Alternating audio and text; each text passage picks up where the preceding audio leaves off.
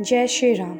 आज हम सभी भक्तजनों को और जो जागरूक जन हैं जिनके मन में ये प्रश्न रहता है कि सावन की महत्ता क्या है, उन सभी के प्रश्नों का समाधान करने हेतु हम ये वीडियो बना रहे हैं, जिसमें हम आपको सावन के बारे में कुछ महत्वपूर्ण तथ्यों से अवगत कराएंगे।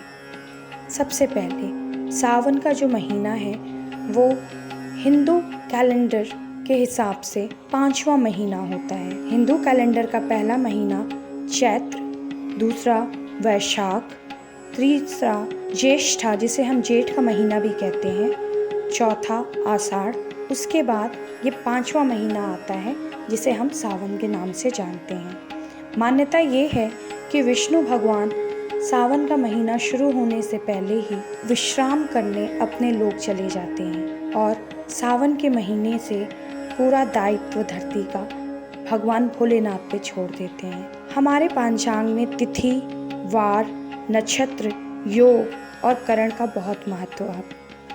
इस बार जो तिथि है, जब से सावन का महीना शुरू हो रहा है, वो है 14, वार गुरुवार, नक्षत्र बहुत ही शुभ बन रहा है और योग जो है वो प्रीति योग है, जिसके स्वामी स्वयं विष्णु होते हैं। यानी कि इस बार जो सावन का महीना है वो आपके घर में सुख, समृद्धि, शांति और प्रेम लाएगा। विशेष करके जिनका विवाह नहीं हो रहा है, जो मन वांछित पति की कल्पना करते हैं या जीवन साथी की कल्पना करते हैं, चाहे वो पुरुष हो चाहे वो स्त्री हो, ये दोनों के लिए बहुत ही सौभाग्यकारी होगा। इससे जुड़ी हुई जो मान्यताएं हैं कि सावन का महीना इतना पवित्र क्यों है, तो सबसे पहली मान्यता ये है कि भगवान महादेव ने जब समुद्र मंथन के दौरान हलाहल विष प्रकट हुआ था, तो उस समय महादेव ने उसे ग्रहण करके पूरे पृथ्वी की रक्षा की थी। और आप सभी जानते हैं कि जब भी सर्पदंश होता है या कोई भी विष होता है, तो उसे पानी से नहलाने से वो विष कम होता है। तो सावन का महीना ऐसा है जिसे पूरी पृथ्वी को इंद्रदेव पानी से नहलाते हैं और भक्तजन अपने महादेव को उनके प्रति अपनी श्रद्धा और कृतज्ञता व्यक्त करने के लिए। दूसरी बात है कि सावन का ही महीना है जिसमें महादेवी के कठोर तप से प्रसन्न होकर शिव जी ने उनके सामने उपस्थित होकर उन्हें वरदान दिया कि मैं आपको अपनी पत्नी रूप में स्वीकार करूंगा।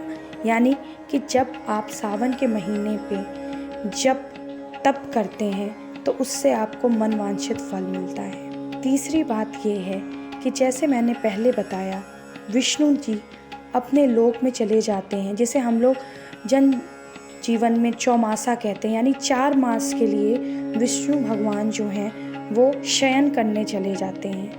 वो सारा दायित्व महादेव पे छोड़ देते हैं। तो सावन का महीना वो पहला महीना होता है जिसमें महादेव माँ पार्वती के साथ पृथ्वी लोक पे विराजमान होते हैं और अपने भक्तों का कष्ट स्वयं सुनते हैं और उसे दूर करते हैं। इसलिए कहा जाता है कि सावन में की गई पूजा अत्यंत ही शुभदायी और फलदायी होती है।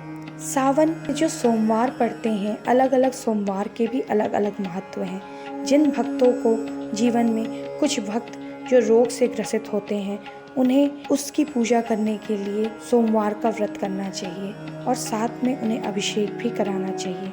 उस अभिषेक में भी हर किसी की मनोकामना के अनुसार अलग अलग पदार्थ प्रयोग किए जाते हैं, जिनकी जानकारी हम आगे देंगे। मैं आशा करती हूँ कि आपको हमारी ये जानकारी पसंद आई होगी। आने वाले वीडियोस में हम सारे ज्योतिर्लिंगों और सावन में पूजन सामग्री कैसे प्रयोग करना चाहिए, किस तरीके से पूजन करना चाहिए, उसके विषय में भी विधिवत आपको बताएंगे। आप सभी की कामना पूर्ण हो और आप सभी का जीवन सुखमय रहे, ऐसी मेरी महादेव से कामना है। हर हर महादेव। जय माँ भारत।